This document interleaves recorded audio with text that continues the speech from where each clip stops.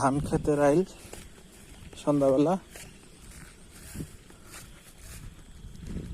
অবশ্য ধান খেতে মাছ আছে এখন, গ্রামের ধান ক্ষেত গুলাতে অনেক মাছ থাকে, প্রচুর পরিমাণে মাছ থাকে।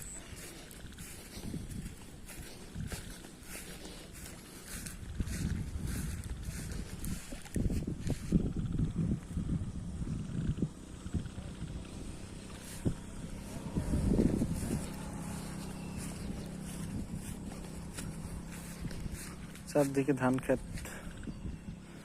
আসলে গ্রামের কি আর বলবো, গ্রামে থাকার মজাই আলাদা। দুই ধারে ধান ক্ষেত, মাঝখান দিয়ে ধান ক্ষেতের আইল। হাঁটতে অবশ্য ভালোই লাগে, আর তবু সাবধানে হাঁটতে হবে, সাপ থাকতে পারে।